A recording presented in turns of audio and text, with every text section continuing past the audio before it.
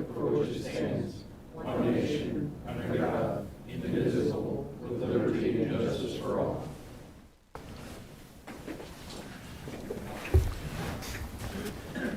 Bobby, if you could call the roll. Commissioner Joe LaRue, Here. Chair Butch Schleier, Here. Commissioner Neil Younger. Present. We have a quorum. Okay. Order of business, I believe we will have one executive session later this evening. Nothing else changes in our order of business. Prior minutes from February 7th.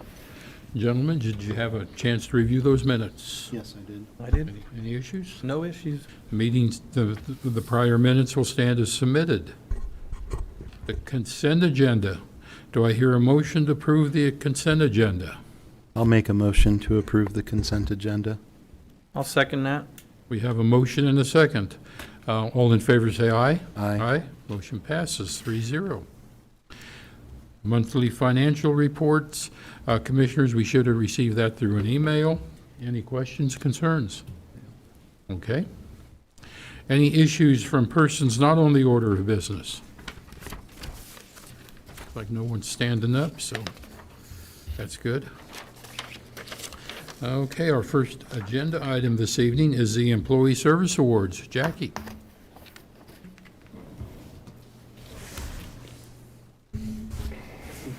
We should go out front and... Yes. Yes. Good evening, Commissioners. Jackie Shoemaker, HR Coordinator.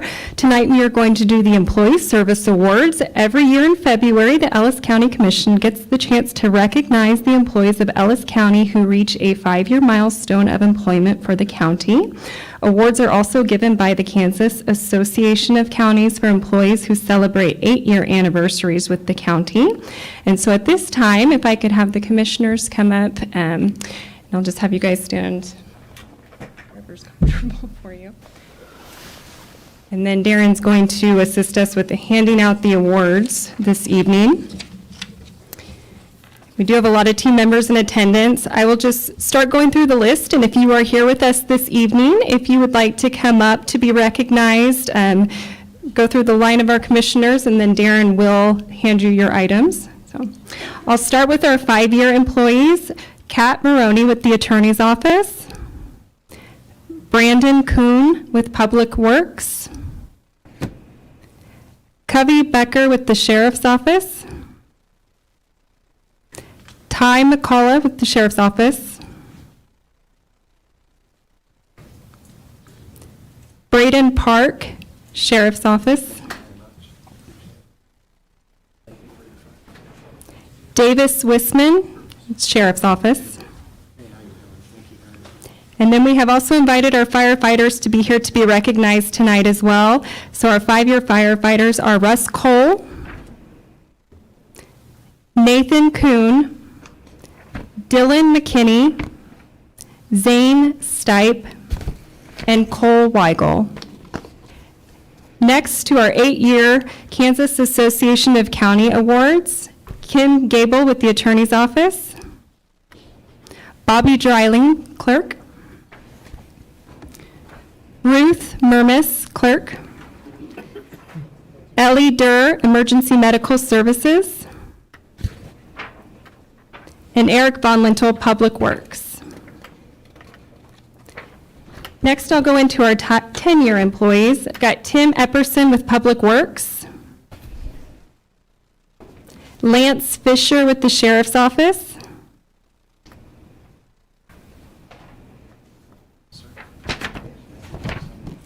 and then our firefighters, Cole Dreiling and Justin Scheck.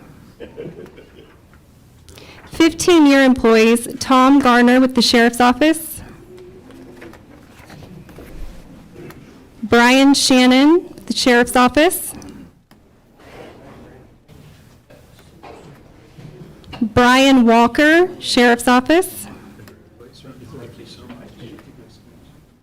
firefighters Adam Nippel and John Weber,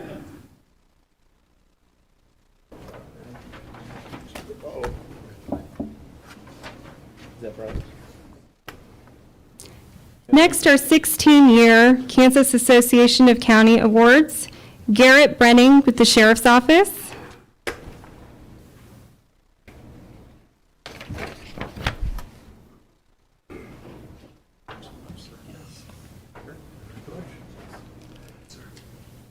then our 20-year employees, Lucy Hutchison with the Appraiser's Office.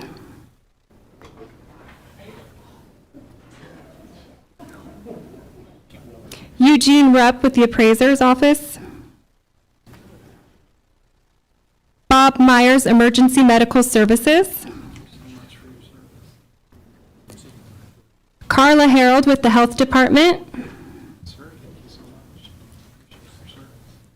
Randall Newton with the Sheriff's Office.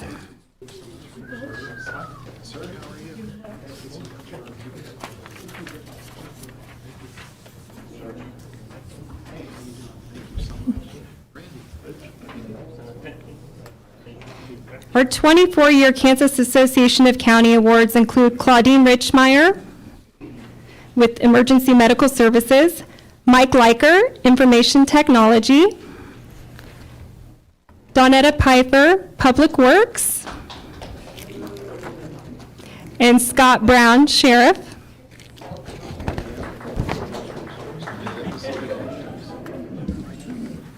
Sir, thank you so much for these. Thank you. 25-year employees, Chris Brungart with Public Works, Brad Rickey with the Sheriff's Department,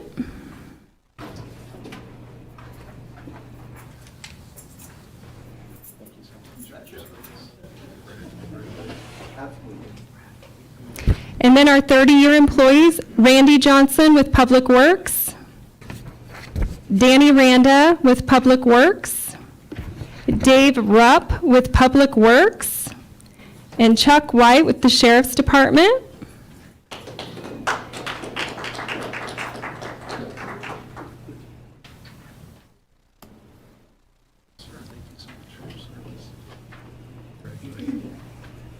Our 32-year Kansas Association of County Awards, Greg Erbert, Building and Grounds.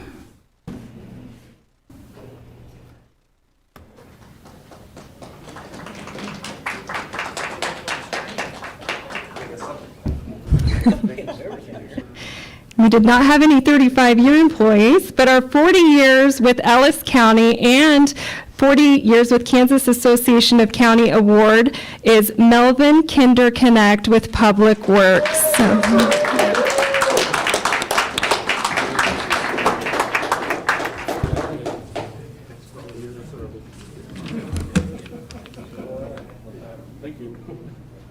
Thank you, Commissioners, and thank you, team members, for being with us this evening.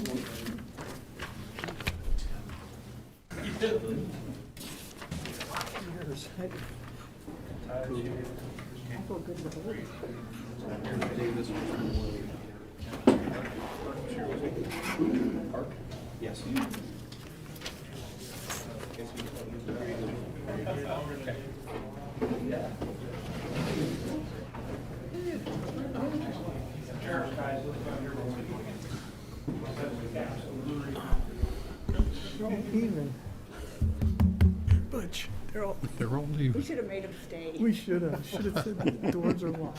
Could have had it at the end of the meeting. Doors are locked. That's a good idea. Yeah. End of the meeting. End of the next meeting, time. yeah. Just felt the pressure in the room change.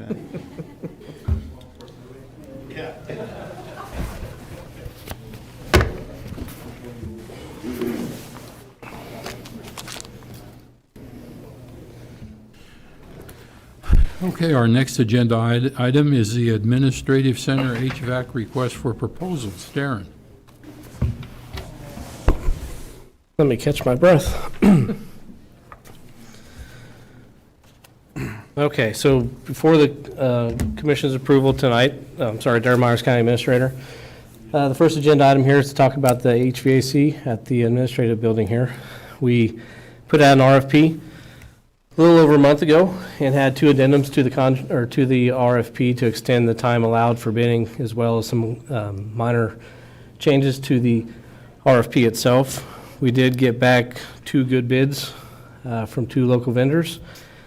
And as you can see, I won't go through everything in here tonight. If we do have anything that's really technical in nature, I'll refer to Greg, since he's the resident expert on that. But as you can see within the agenda item, there's a significant amount of different items within this building that need to be cleaned, changed out, replaced, moved to get us up to date. A little bit of history over the last, well, the county's been in the building for about 7 years, but this building itself, when it was originally built as a bank, it was, I believe, 2 separate buildings, and over time it was combined into one. And then even since then, since the remodels, some of the rooms have been encased off. The upstairs, the second floor, all those windows used to be open, allowed for a lot more free air movement within the building. Down here itself, that little square right there in the center used to be open, and the stairway used to be able to come downstairs. Now it's just up there, a stairway to nowhere is what everybody refers it to. But a lot of changes has created a lot of problems with our system, and it's over 40 years old now. And so we've been working on this, as this has been on the Greg's capital plan for many years. It's just not had the funding to be able to make the changes. So we released the RFP, and we got back 2 bids, and the bids before you were reviewed by Greg and myself last week, and we rated it on a 0 to 5 schedule based on 6 different criteria, which you can see in the RFP packet itself. With that, myself and Greg's recommendation to the commission is to award the bid to Glassman Corporation, and I believe both bidders are here. Yes, both bidders are here tonight as well. And just ask for I'll take any questions from the commission on the project or the process itself. So just you and Greg were on the committee to select the, Correct, yep. okay, the bid, okay? I know this is a pretty intense project. There's a lot of moving parts to it. A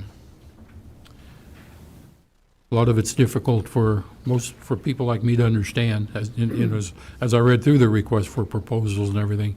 There's a lot of moving parts. Commissioners, do you have any questions, comments? Just a couple comments would be, it's great to have the ARPA fund to use for a project like this.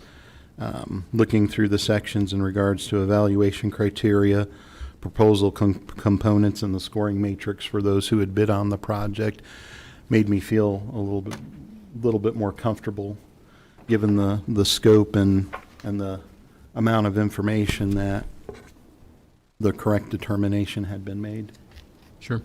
One of our goals in the process was to ensure that we weren't just taking the low bid into account and having a company out of, say, Kansas City look at our packet and just provide us a price without coming and doing a walk through the building, and then say, well, county policies accept low bid and they're $250,000 low bid, and then we get what we pay for on that. Both the vendors that submitted a proposal spent a significant amount of time going through the building and putting their price sheets together and an information packet back to Greg and I on the sealed bid. Okay. Commissioner Neal, any questions?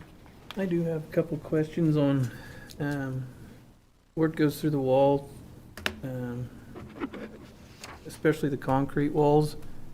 If we could, require a sleeve on that concrete and then run the pipe through that, just due to concrete eating on the pipe, whether it be copper, steel. Second one is, I'm just wondering if it's going to be hooked up through our fire alarm system in here. And another one I was asking about would be what kind of warranty we're getting, if we can purchase a long-term warranty on some of the equipment. So I know it has a year on some of it and probably a little longer on the others, but that's my questions that I have. Is the fire alarm tied to it, Greg, or do you want to let Greg come up and answer that question? Then I guess referring to the actual bid that we got from Glassman, see if one of Glassman's representatives want to speak to what the price of the warranty was. Greg Herbert with Buildings and Grounds. Currently, it's not hooked into the fire system, and we did not have that in the RFP to hook it up. So that would be contingency if that had to be hooked up. I don't know if it's, the only thing that would have to be hooked up would be the air handlers. Sure. And I don't know if that's fire code I guess that's something we'd have to check into. Okay. I guess, is that something that we want to discuss a little more about while we're going into this? Do it right? And Well, I'm sure it's going to be done right. I mean, as far as having a fire in here and then it's going to get air, so that's what I'm after, so it would shut down. I know there'll be an engineer designing this process, the designing, But it This was not in setup, the so- plan. No. It was not in the design plan. yeah. Okay. And that's one of the things I think I've tried to make it pretty clear to the commissioners that this project is, I wouldn't say fluid, but there's a lot of moving pieces that, that's why we asked for a contingency in this project, because once they start tearing into certain pieces of the building or replacing different projects or products, materials, that there could be some cost overages. And if that is one, I'm sure either Joe Glassman's crew might be able to confirm that that could be fire code, that it has to be hooked up with the dampers in the fire alarm system. But that was one of the biggest things that Greg and I identified, that we had to make it clear to the three commissioners that this is a project that there's no way we can identify everything unless we paid somebody up front to walk through the entire building and design the process from day one before we even put it out to bid. So there's going to be items that come forth that are going to be changed, either, hopefully on the good side of saving some money, but also there could be some things that we didn't notice that could increase the price as well, and that's why we had the contingency in there. And I do know the engineer will have to certify to the Board of Commissioners Okay. that this project will be up to the proper standards. That's all I have. Okay? Thank you. Well, with that, I will make a motion, and I move to award the bid for the HVAC upgrades at the administrative building to, Butch? yeah, come on up. Please, come on up. Good evening. I'm Justin Smith. I'm the owner of Worth Heating, Plumbing, and AC. Uh-huh. We were the other vendor that bid the project.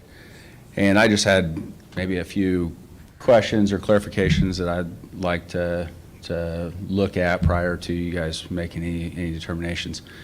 And to answer your question, anything over 5,000 CFM has to be tied into the fire smoke. So basically anything over 5-ton air handler would have to be tied in. And so that would include the 4 main ones in the building and the 2 on the roof, if they're over 2,000 CFM. Sorry, I apologize.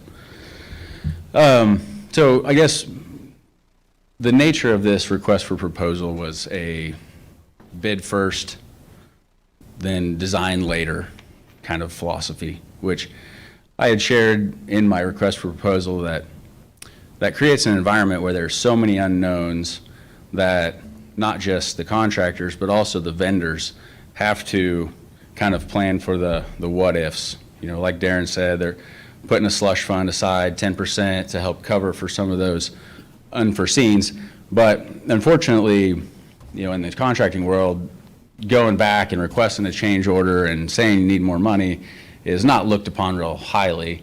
And so most of my vendors or myself try really hard to make sure that we don't do that. And so, for that reason, I think the majority of the bids that I got, and also my proposal as well, tend to shoot on kind of the higher side of what we believe was reality.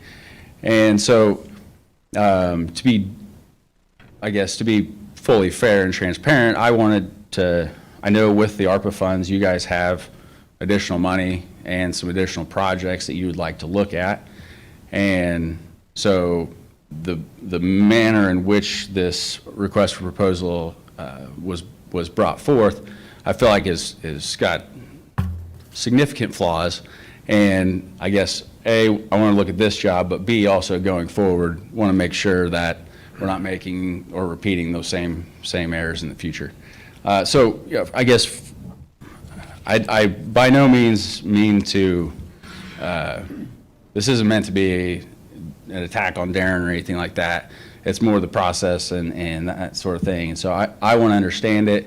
That way in the future, if we are looking at more projects, that we have the opportunity to be successful on those in the future. But specifically on the grading criteria, 30% of the criteria, the first 30% was based on past performance and qualifications. And I just kind of wanted to step through these qualifications, and I wanted to better understand how they were graded and how they were scored. And so from my perspective, it is entirely subjective. And so I'm trying to understand some of this better. And so unfortunately, Darren's probably the only one that can answer these questions, so I apologize. But Darren, could you share with me on, like, I was gonna go through these.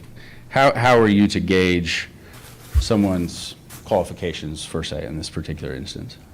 A lot of what we used to base off of this was all these 6 different criteria that were in here. I know one was added as the second addendum to the RFP. But a lot of the information that we used was the request that we had for bid submittals in regards to references, in regards to personnel that you have, the prior work that you've done, not just you, but I mean each contractor. Applicant, right?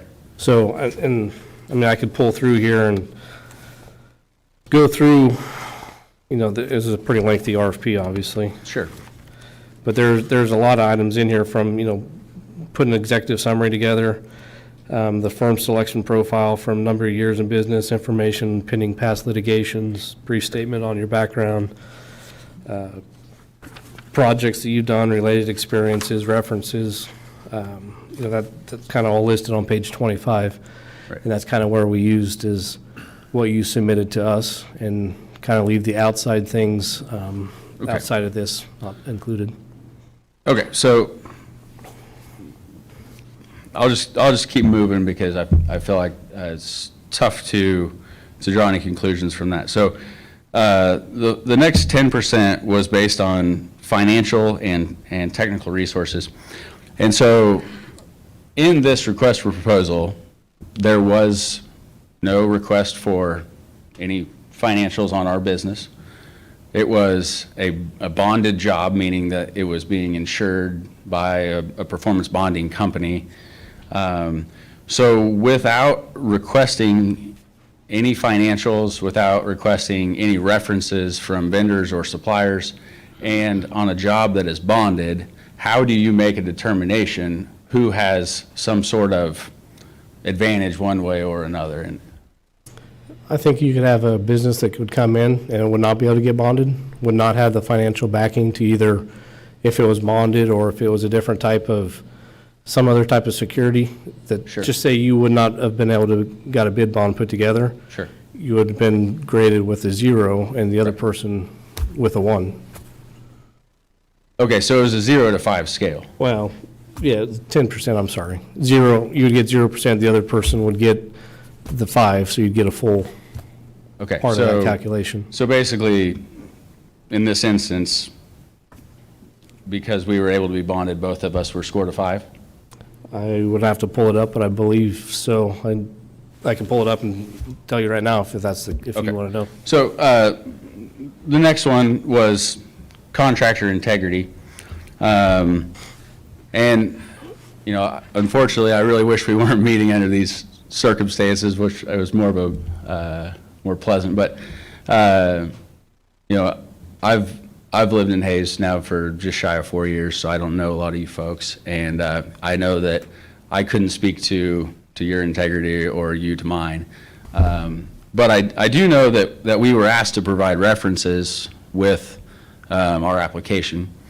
And I provided references of folks that we do a significant amount of work with. And everyone that I put on there as a reference is what I would consider to be a well-known person in this town, somebody that holds a reputation that could be trusted. And I actually checked with all of my references, and I wrote 4 of them down, and none of the 4 said that they were contacted as a part of this application process. So I assume that there was no real, I'm trying to understand how you're determining these criteria if we don't ask for financials or if we don't even review references. How is this purely subjective thing being determined? I will And- say that we did contact references, so your information, maybe they just didn't want to share with you that they were contacted. I actually called all of them personally today, and all 4 of them told me the same thing. And I mean, so one of them, who also happens to be the person we do my banking work with, and so the financial thing could have been verified there too. But the next subject on here was price, and actually I'll just skip over that one for a second and come back to that. But the scheduled timeline, so all of us are under significant constraints due to equipment lead times.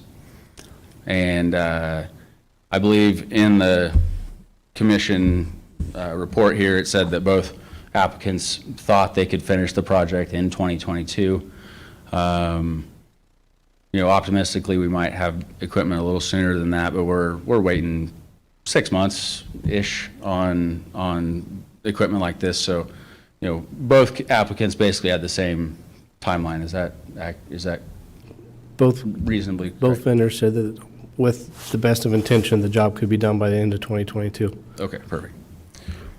And then engineering experience, I know this criteria was added towards the end, but I was trying to understand how that was evaluated as well. By the letter of reference that was included in your packet, you submitted one as well as the other vendor. Okay. In regards to their experience, the jobs that they've done, the amount of people that they have dedicated to the job, their resumes as well. Right. And I don't believe your packet included any of that except for a letter of what the job would include. Yeah, I actually asked my engineer as well because I was curious, and he provided references, and so to my knowledge, outside of that wasn't necessarily verified, or his experience wasn't, to my knowledge. But ultimately, I guess, 30% being based on price and 30% based on qualifications, there's really only one thing that you can't really dispute, and that ultimately comes down to the price. And I do know that in the commission report, it was noted that they had turned in a price of roughly 1.3 or 1.2, sorry, I apologize here, I can look it up, but Total of about 1.23. Yeah, it's right down there at the bottom. The total Yeah. is 1.35. Okay. So on that, it also mentioned that a deduction was applied to their base bid. I don't understand, I guess, how you can apply a deduction to the base bid without any disclosure as to what that deduction was. We were all trying to play with the same deck of cards. We were asked to bid what you had specified, and so I don't know what the deduction was, but there wasn't a request for a deduction as a part of the proposal. Deduction itself was 10,000 even. That's what I'm trying to understand what it was for, though. The base bid was 1,238,149. And then the deduction came from, we've had that multiple discussion of glycol, no glycol within the system. The bid was based on having glycol in the system. And with a different change of plan, once the engineer gets in there, a deduction by not having the glycol in the system would remove 10,000 from the bid, Okay. from that 1.238 mil, or 1,238,000. Okay. So that is fantastic. I'm glad that's actually what you said, because part of this proposal required a chiller to be moved from outside, or from inside to outside. When you move something that cools water to the outside, it's subject to freezing. When you expose something to the elements like that, you have to add glycol in order to prevent that from happening. So it's like putting antifreeze in the water. Well, when we do that, our chiller now loses roughly 20% of its cooling capacity because the addition of the glycol makes it less efficient. So the request for proposal asked for us to supply a chiller with glycol in it, which means that we have to now oversize and upsize the capacity of that chiller by 20%. So I have to buy a 20% larger piece of machinery. I have to have 20% larger piping, my electrical service, my electrical breakers, the insulation, everything is 20% larger and consequently, potentially 20% more expensive. And so to allow for someone to take a deduct and automatically apply it to their base bid as though you were already planning to remove glycol from the system is just flat out absurd. I mean, we were not allowed that same consideration. In fact, when I talked to you on the phone, Darren, I told you that I believed that not only was, and my engineer's letter also made this statement as well, that the chiller actually requested in the request for proposal was the wrong size to begin with. It was specified in the proposal that the existing chiller was 200 tons. However, upon our evaluations, we realized that the existing chiller is actually 150 tons. And now it was asked that we provide a quote for a 180-ton chiller, and we know most likely that that's the wrong size. And so I shared with you in a conversation the day that we turned in our proposals that I believed that we could save the county as much as $75,000 if the chiller was actually sized appropriately. But that's not what the request proposal had asked for. And so I was attempting to provide a solution given what I was asked to provide. So for that reason, I feel like this overall request for proposals is so fundamentally flawed that the work you've done on it is essentially void at this point in time. That's all I have. Thank you. Any additional comments, Darren? Well, I'm not going to be here to sit and agree or disagree. I think we don't have staff on hand to be able to say what size of chiller we do or don't need. We try to do our best knowledge on the equipment that we have to look at trying to save the money by not paying somebody up front to include an RFP that we put together, and then so that way there's a standard set of who's bidding for what, no matter if it's 150, 180 pound chiller. Everybody bid on the same line item for the amount of 102 fan coil units, or this size of chiller, these many fresh air handlers on the roof, and then we go from there. And then the bid comes back by having that organization, whoever would be selected, go through and an engineer, walk through the building. I don't know how many hours they would spend working on the project, but they are now here dedicated because they know they got the bid to be able to design the system and spend time in the building. And then we'd either have additions or deducts from there because of the size of the building, the amount of remodels that has been taken to work that project the way it needs to be done. And that was the way it was bid. And at that point, and to this point, I feel that it was important that we did it that way because we didn't know what we didn't know.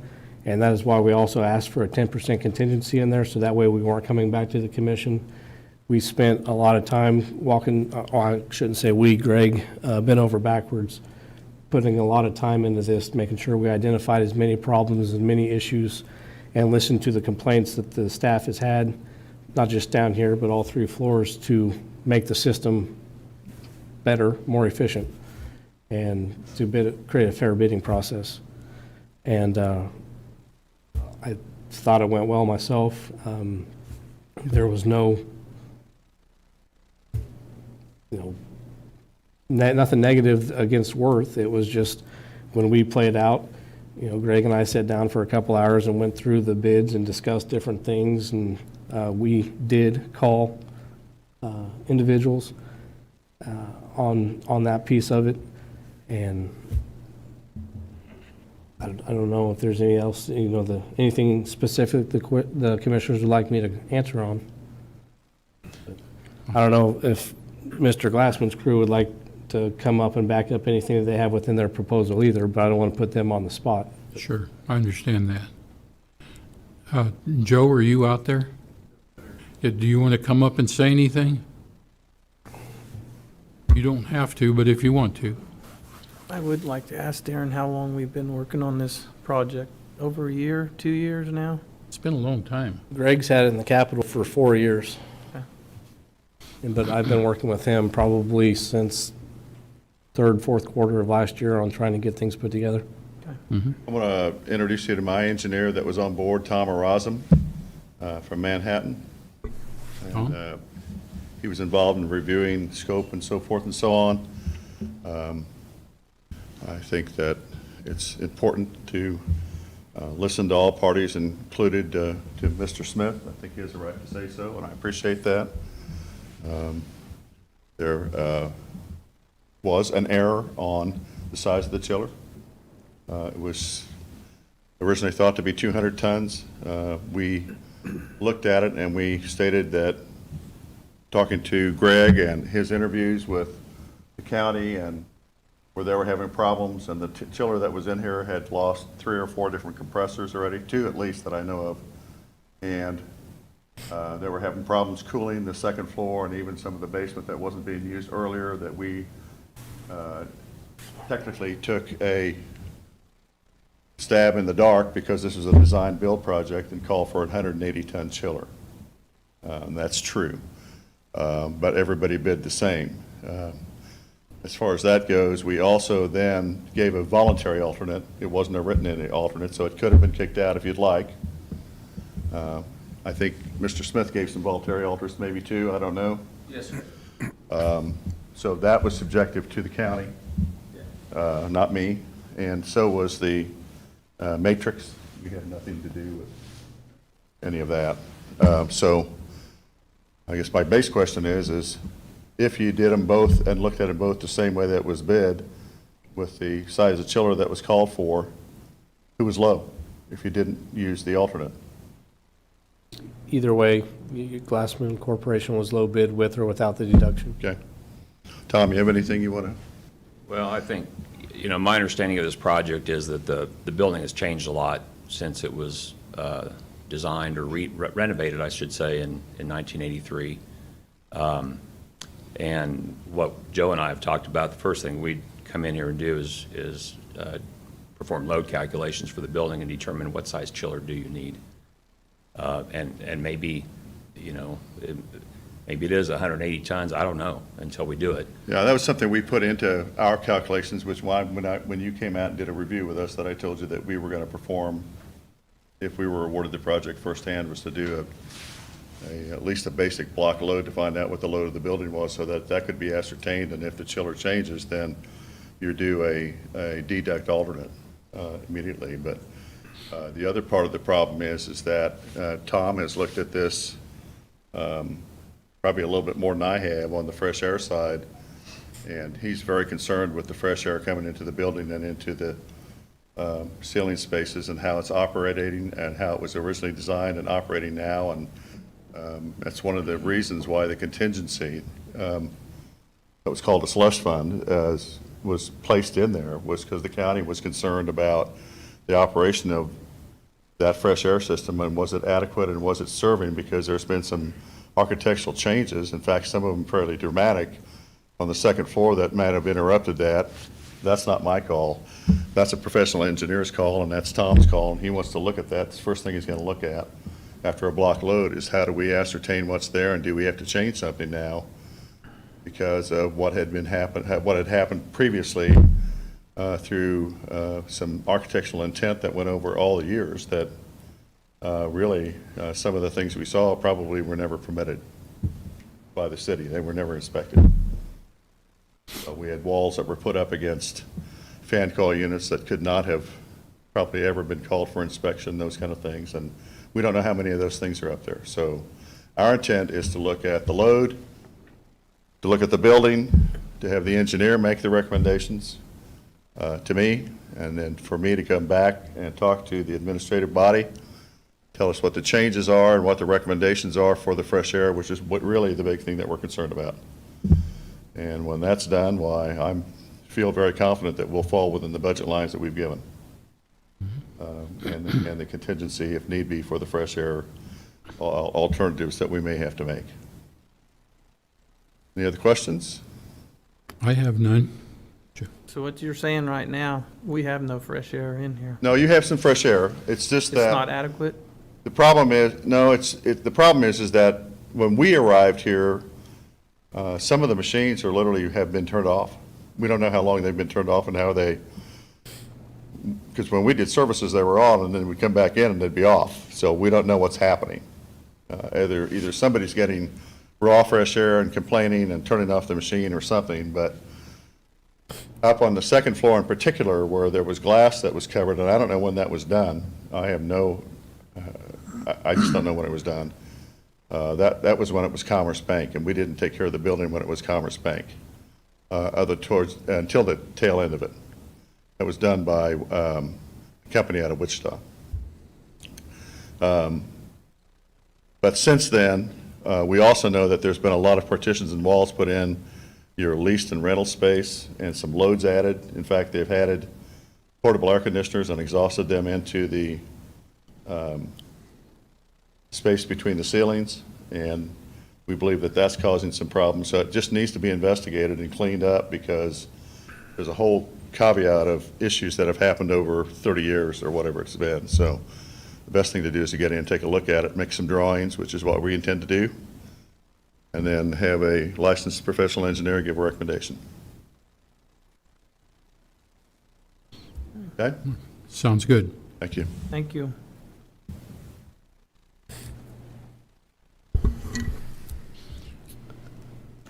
Any further questions, concerns? My biggest concern is still getting it hooked up with the fire. Yeah. I'm sure it'll be done right.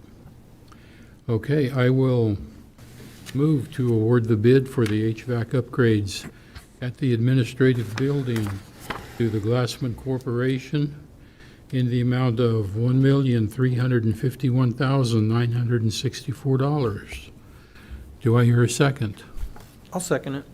We have a motion and a second. Is there any further discussion?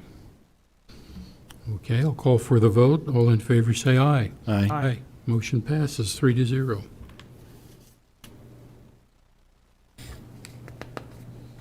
Let me scroll down here.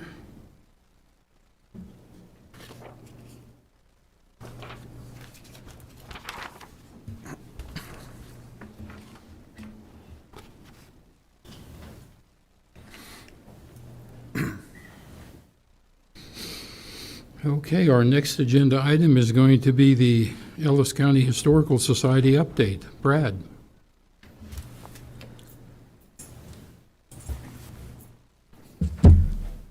Good evening, Commissioners. Brad Rickey, Ellis County Sheriff's Office, as well as Ellis County Liaison.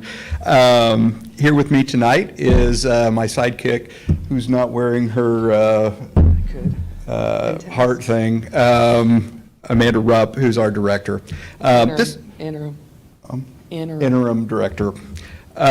We just wanted to give you a progress report. The last time we addressed the Ellis County Commission was December 20th of 2021, and this is our 2-month report that we give you. We had our elections actually at our annual meeting of the members. So we've got some new office members as well as board members, and I just wanted to let you know who those folks would be. Priscilla Hunt is still our president. However, our vice president is now Alex Herman. Our secretary, who was our treasurer, is now Matt Odom, sorry. And then our treasurer, who's brand new, is going to be Cheryl Stramel. Our trustees are now Braden Splickle. Okay. And then Cynthia Stone, Jerry Brown, Mary Kay Shippers from the Victoria area, Greg Atkins, and then we've got one more that we actually had a tie on, but at the moment that we were doing elections, somebody forgot that we had an extra trustee that needed to be put in place. So out of the tie, we're going to have to figure out who's going to get it, and then we'll let you know at our next progress report who got that. So I'm very happy to relay that our technology replacement project, which we talked to you at the last commission meeting, we talked about the software that it would take to get all of our artifacts documented and put onto the internet.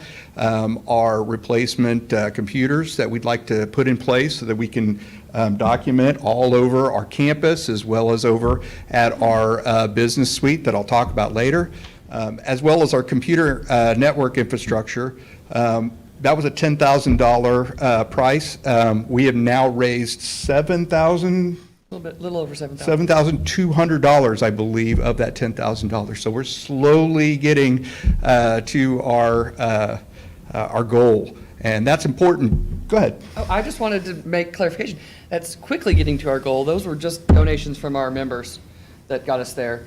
We put that out in the middle of December, so in 2 months, less than 2 months, we've gotten way over what we asked for, and that $10,000 is going to be added to our yearly budget because we're not purchasing those pieces outright. That'll be a software program just like many other subscription softwares that we use, and a subscription for our hardware technology, just so it will be in our next year's budget. So, but we've got it covered for this year. And it's really important for us because we have said through our board, we identified what our main priorities are, and the top priority is our documentation of all the archives that we need to know. Like I've said before, we need to know what we have before we ask for buildings and all this other stuff. So anyway, we are fully moved into our business, our office business space at Eagle Plaza at 1011 West 27th. It's suite F1. If anybody wants to stop by, that is open to the public. Is it Tuesday, Wednesday, Thursday? There is a typo. It's actually 12:30 to 3 instead of 10 to 3. Maybe in the future we might be able to modify that, but we are open so that if you're a staff member, if you're a volunteer that wants to get involved with the Ellis County Historical Society, if you're a genealogist, if you want some information about history, that would be a good stop. Or if you're just curious, come on down. I'm sure they would like to see you. And then we also have a lot of our shop already set up there as well. So if you're interested in books like the At Home in Ellis County or some of those other things that you can buy through us, that's there as well. And then, of course, our 7th Street campus is still available by appointment. I just talked to our historian, Adam Conkey, down there just today. Said that he says he's on the verge of getting everything cleaned up and situated to maybe get that open to the public soon. We've already seen, we have a special exhibit in the Stone Church, and we've had 3 different groups come by there just to view that special exhibit of, it's usually women because they're quilts, but of 10 or more come in specifically, and we have one coming next month. So hopefully in the summer we can have at least the Stone Church part open for exhibits regularly in the summer. And we've got more projects coming up in the summer. We'll let you know as we do our next project reports what those are going to be. And then, of course, just because we've been getting money for our technology replacement fund, we're also applying for grants. Some of those grants include a Fort Hays State University intern grant so that we can have a student come in and help us with our documentation. We got a grant from Midwest Energy. And then we've got a grant out there for shelving, specific shelving, just so that we can put all of our stuff on it, I guess. There's no way to really, make that cool, but we do need shelving. And then also a grant to help supplement our employees' wages as well. So those are things that we feel like we can do so that, we can use the money that Ellis County and that the City of Hays gives us to help offset other projects as well. One of those projects that gave us a lot of concern was the Stone Church Foundation. As we understand, we've had multiple different foundation companies come in and take a look at it, and we were told that it's not as bad as what we originally thought that it would be. In fact, the only issue with it is that we need, quote, a master stonemason,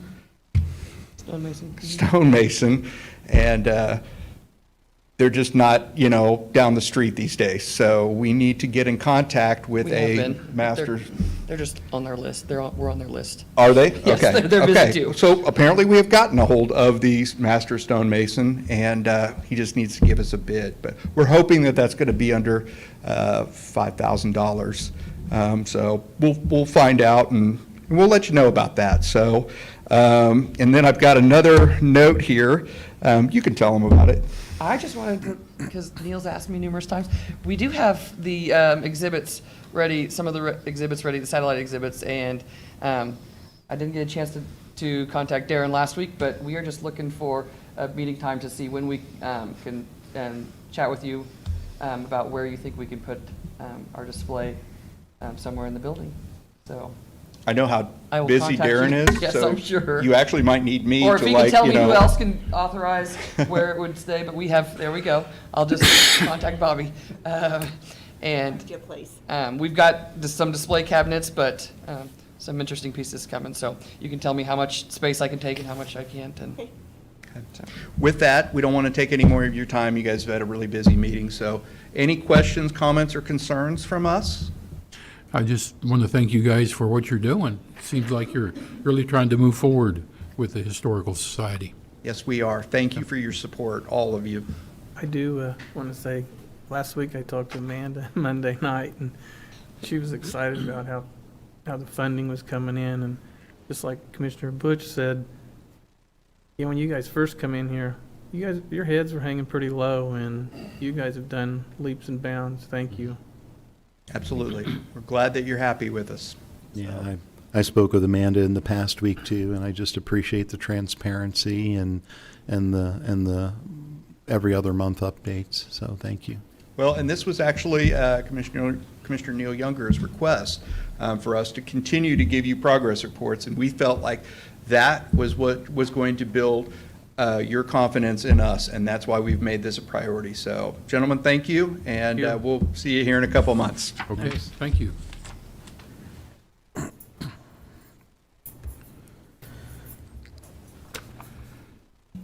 Okay, our next agenda item is the Public Works Cold Mix. Brandon.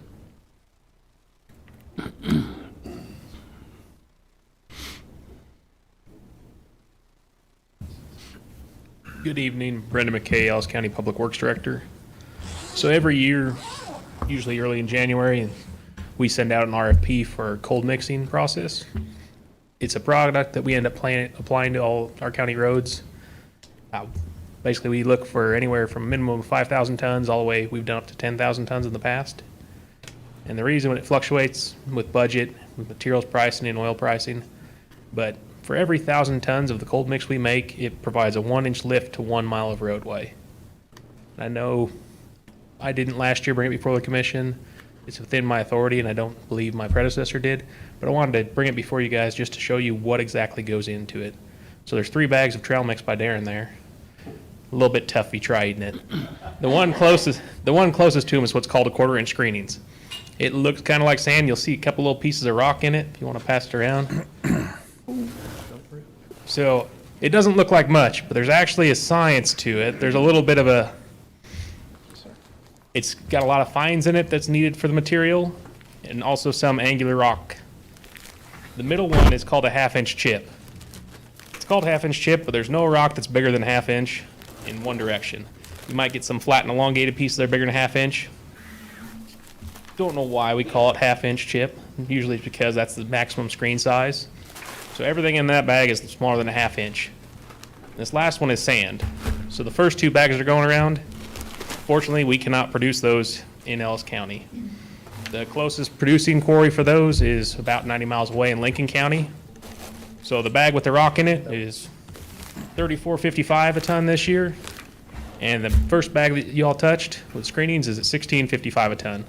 And that's not delivered price, that's us driving 90 miles away, picking it up and bringing it back.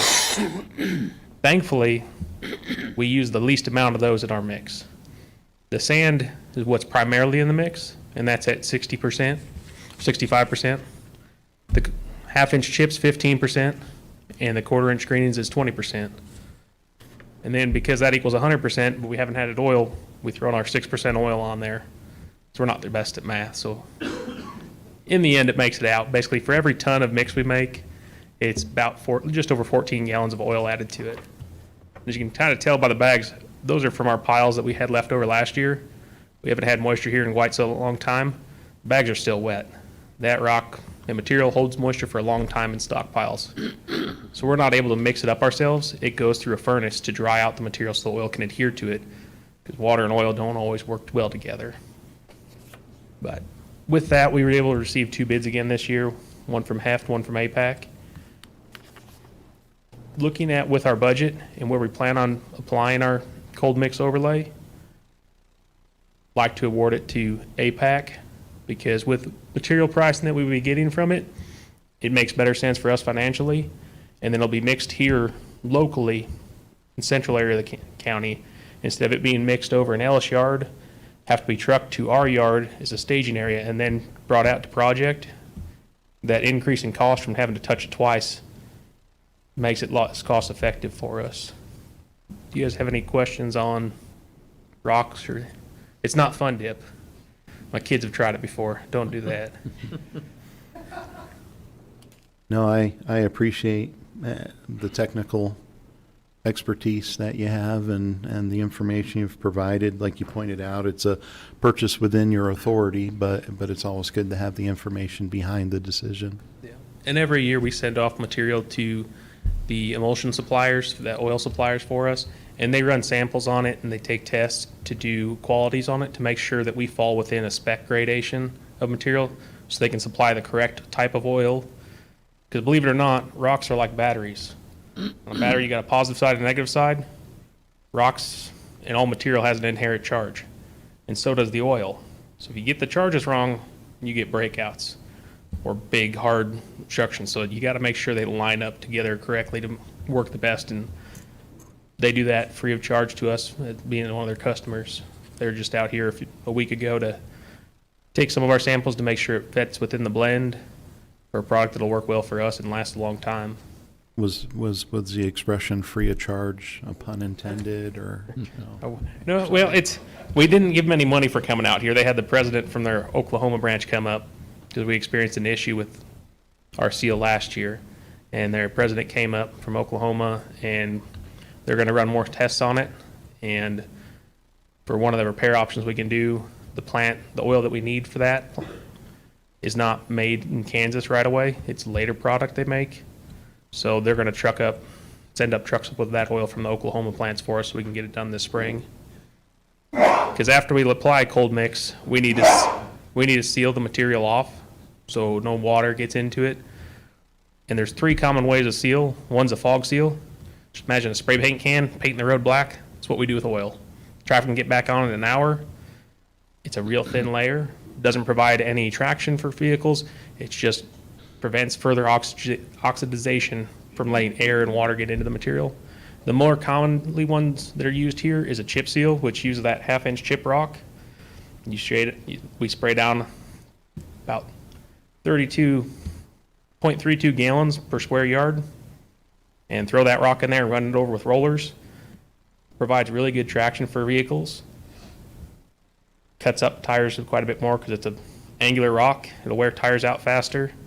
And it's white in color, so snow and ice like to stick on it. We've also got some other chips that we had railed in that are purple in color, look really good, but that's what we had an issue with this past year that we're working on getting resolved. And the other common option that we use is what we call a sand scrub seal. Basically, if you see us on it, we've got our oil truck going down the road, and we have a bunch of brooms on a trailer-mounted unit behind it that the distributor carries. And it drives that oil into all the cracks and the crevices, sealing it up, and then you use sand like blotter paper to stick it down so that oil doesn't track on vehicles. Scrub seal and chip seal cost about the same, although one has expensive rock. It's got cheaper oil. The one with the cheaper rock, or sand in this case, has more expensive oil. So they work out to being about the same cost per mile for us. So it really depends on the availability of materials, because that half-inch chip, like I said, it's 90 miles away, and we're not the only ones buying it. And at that crusher site, it's produced at about 20 tons per hour. And we usually go through about 3,000 tons per year. And that's in addition to their own company needing the materials and other local entities. So it's a challenge to make sure we get those materials, and they've thankfully allotted us about 2,000 tons every year. So allows us to keep doing what we're doing. You guys have any other questions on it, or are you getting tired of me talking?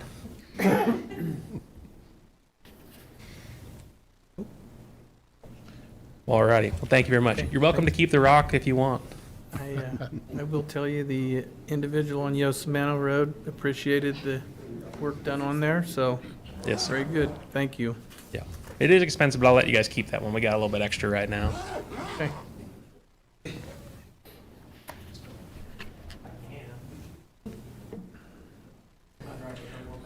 Okay, our next agenda item is the Annual CIC Agreement. Mike Liker.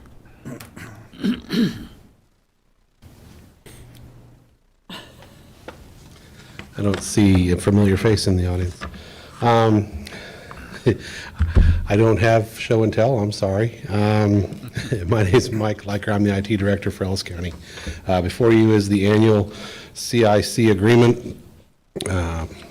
And quite simply, I'm just asking for approval to pay the annual agreement. And just a quick reminder, this gives us, it's a software agreement, software subscription, if you will, gives us maintenance, it's a maintenance agreement with the vendor for our financial and tax software and our timekeeping and payroll software. Allows us to continue to get updates from them. It's tax season right now. We get updates for taxes pretty regularly. Of course, we should have all those already, I think, by now. And support. It's for our support. If our users have problems with CIC, they call or submit a ticket to CIC, and they support the product. So that's basically, in a nutshell, what you have before you. The amount, I believe, is 60. I'm sorry, I don't have that right in front of me. $60,350, which is actually down from last year. So that's good news. I ask that you grant me approval to pay that bill. Mike, has there been any issues with support? Are staff able to get who they need to get a hold of and get their issues resolved? I have not heard any complaints from our people. I noticed Bobby was shaking her head. She is one of our users, so she. Good support? Very good support. We are planning on getting some training from them, some much needed training. The last time we had training on our CIC software was when we bought it 6 years ago, I believe it was, maybe 7 by now. We've had a lot of turnover since then, a lot of new faces that have never had official training on some of the things. So hopefully that will help improve how things go with our users using the system, but also gets us some face time with the people from CIC. So hopefully that will go well too. Commissioners, any questions, concerns for Mike? Okay, do I hear a motion for this? Yeah, I move that the commission approve the payment of $60,350 for the 2022 CIC Peopleware Agreement. I'll second it. Okay, we have a motion and a second. All in favor, say aye. Aye. Aye. Motion passes 3-0. Thank you. Thank Thanks, you. Mike.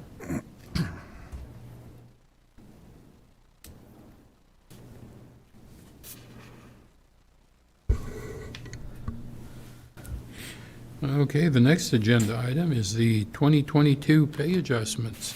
Darren? Good evening, Commission. Darren Myers, County Administrator.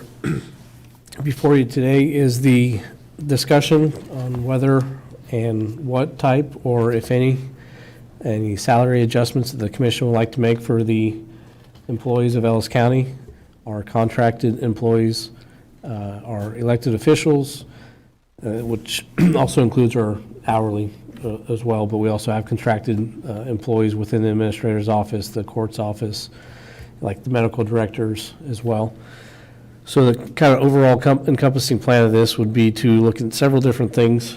Our policy, first off, states that each year, if the budget allows and the commission approves, we will move the steps, or move the employees one step.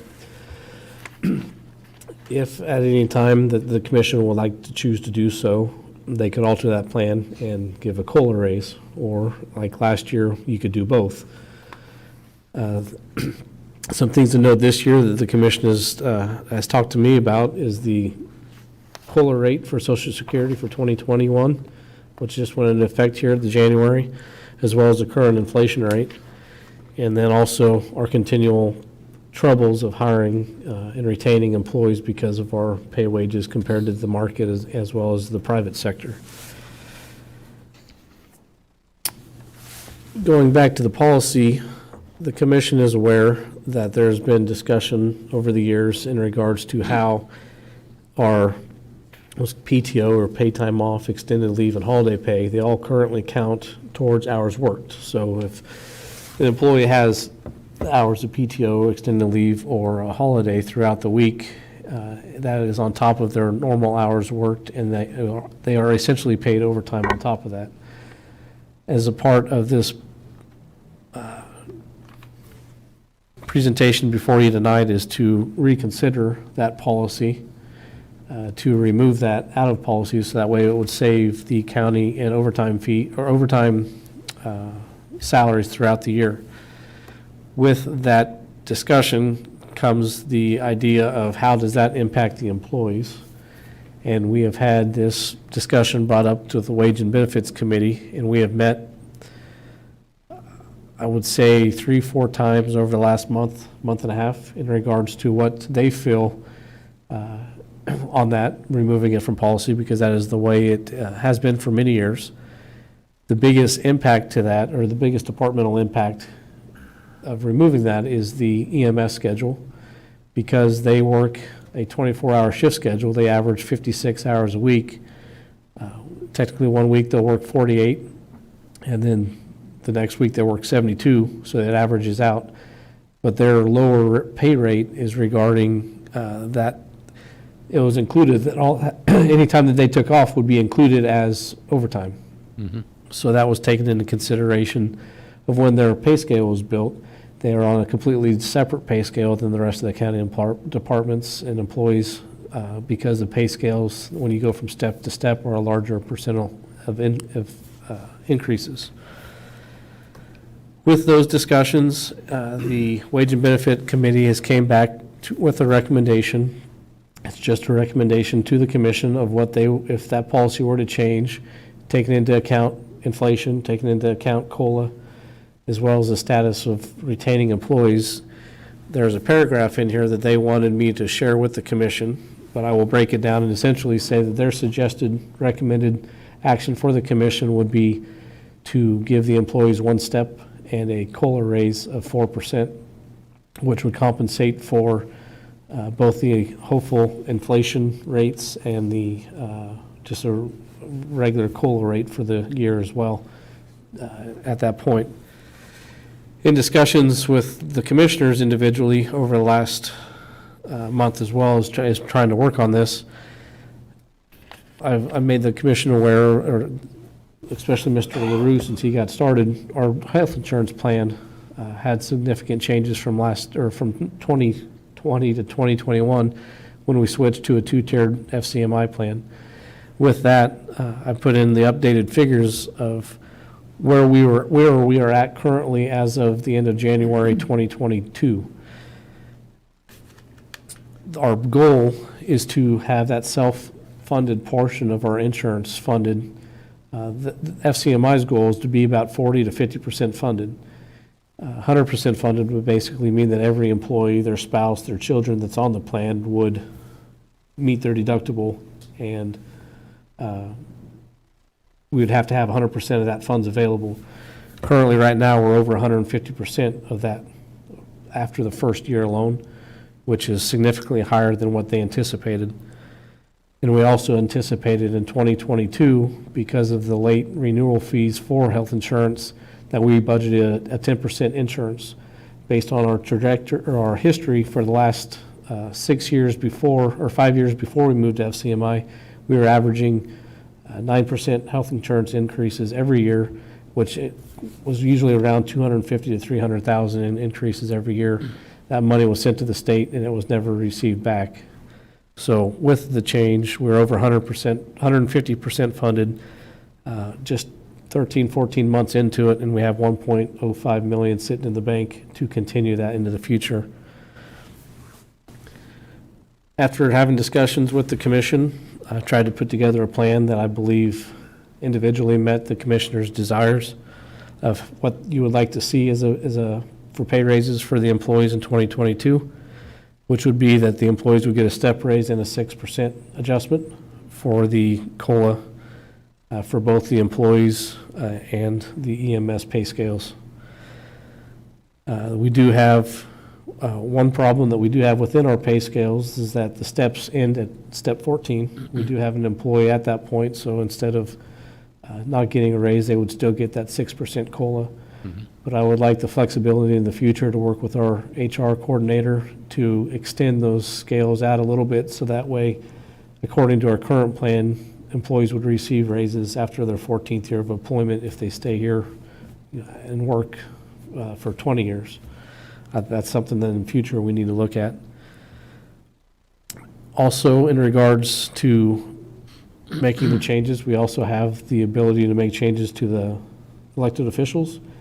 Those have to be done by resolution, which you can see is attached in your packet. Those adjustments are made from the 2021 salaries on a fair comparison to what the average employee would make, not elected officials, but all the other employees would be getting as well. And that resolution is attached. And then at the end of it would be the PTO part of the policy that once the HR coordinator and myself finish going through the policy review, the compliance issues, and getting those updated, that within the next couple months, when we get to that point, the PTO, extended leave, and holiday leave, and comp time would all be taken out of policy as not counting as hours worked, just hours in general, and they would not be used to calculate overtime. I will note, since we did not have a policy that included the use of, accrual of, payout of, or anything with comp time, we have eliminated that. Our staff is working to get that comp time off the books, so that way it's no longer being accrued, but we're trying to get it off the books as well. So with that, so I don't keep talking into the deep blue abyss, I will open it up for questions and see if you have anything of what I just tried to explain. Okay, well, I think from my fellow commissioners, I'll just give them a real brief history lesson. But approximately 10 years ago, something like that, we done a salary study called the Evergreen Study. It was completed. When the results of that came back, the commissioners looked at it, shook their heads, and put it on the shelf for a number of years. Nothing was really done. I believe when we had Administrator Phil here, he started looking at a policy to implement the Evergreen Study, and we started making some improvements at that point in time. And that Evergreen Study cost us in excess of $40,000, so it wasn't a cheap study. So our whole salary grid is based off of that Evergreen Study at some point. There's been modifications made to it over the past few years, but it's basically from that Evergreen Study. When I was seated on the board, we decided that we were going to give the employees a cost of living increase that was equal to Social Security, which would only be fair. If I got a 2% increase on my Social Security, the employees should get 2% also. And and since that increase now is at 5.9%, could say 6%, that's what the employee should have, plus their step increase, so we don't, everyone was all botched up in the first quartile of this study, so we're starting to get that spread out according to how it should be. And so it's important to keep moving along those same lines. So we're, I usually wouldn't go against the Wage and Benefit Committee, but if we only gave the 4% increase, we would be 3% behind the salary scale immediately, and it isn't looking good for next year either. So we could get behind real fast with all the issues we have trying to hire some of our positions. And then, of course, the same consideration would be passed off to the elected officials, with the exception of the Board of Commissioners. Board of Commissioners is not going to accept any raise for 2022. Do you guys have any comments or questions regarding this issue? I do. 669 years. That's what we saw earlier today. You had 33 employees come up and accept an award for a 5-year increment of service of one kind or another, ranging from 5 to 40. You had 12 people come up and accept an award for service at an 8-year increment, and you had one incredible gentleman who's still with us in the audience who accepted one of each, who's been here for 40. 669 years is a lot of institutional knowledge, and anything we can do to retain those employees and that knowledge that they have of the inner workings of the county and how to best serve the populace within the county is worth doing. So I'm very much in support of whatever we would need to do to retain that experience. Commissioner Younger? I did. I was sitting out there when that Evergreen thing, and I thought to myself, what a stupid thing, but I guess we had to try it. This is well needed. I watched several employees leave from the county, go to other jobs because of the pay, and I feel this is well needed. It's past due. So I will support that. Okay. Do I hear a motion for this? I'll make a motion. I move to adopt Resolution 2205 to adjust salaries for elected officials and to approve the attached general budget adjustments for 2022 salary adjustments starting the April 3rd pay period. I'll second that. We have a motion and a second. All in favor say aye. Aye. Aye. Motion passes 3-0.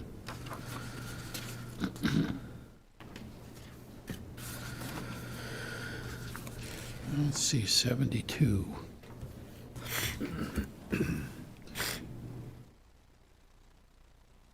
Okay, our next agenda item is the opioid resolution. Darren?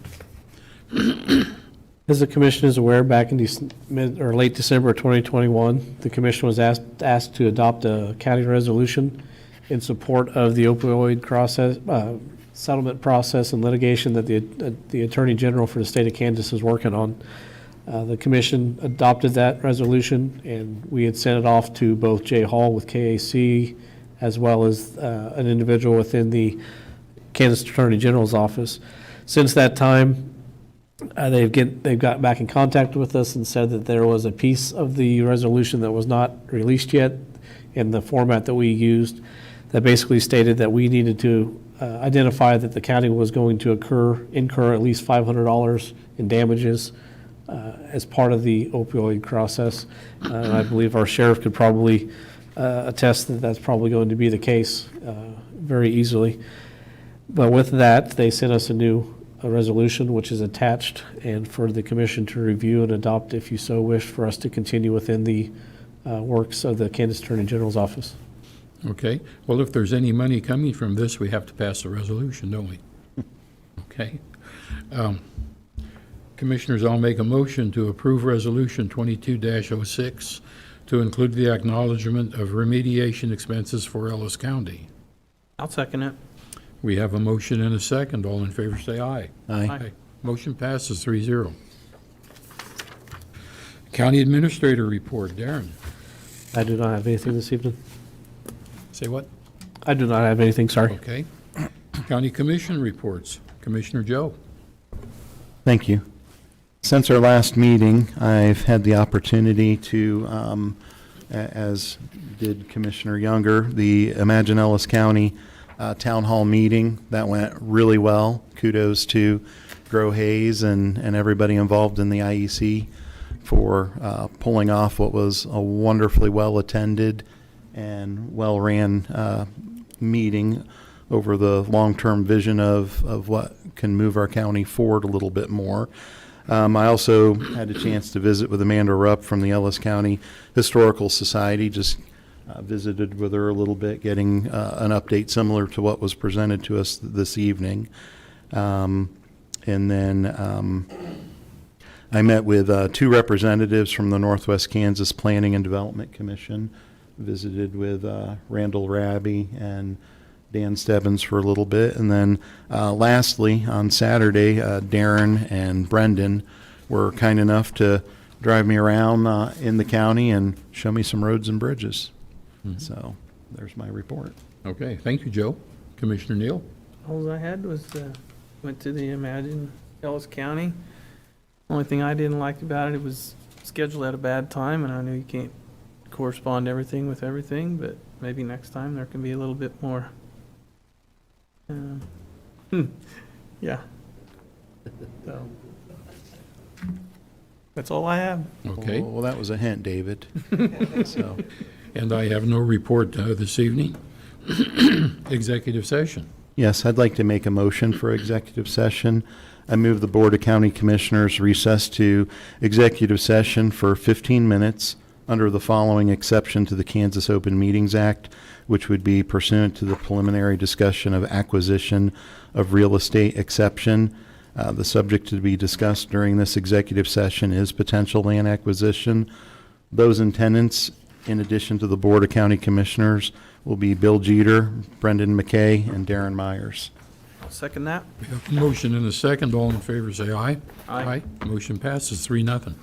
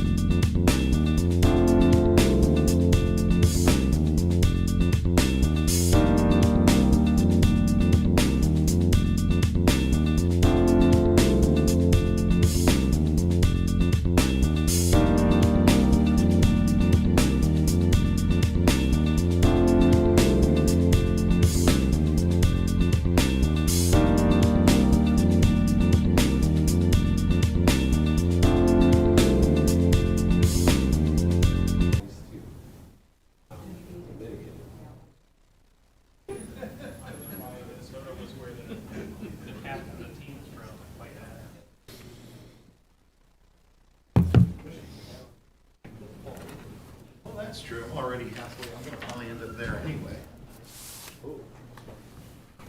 You get through there, you're better than I tried it once before.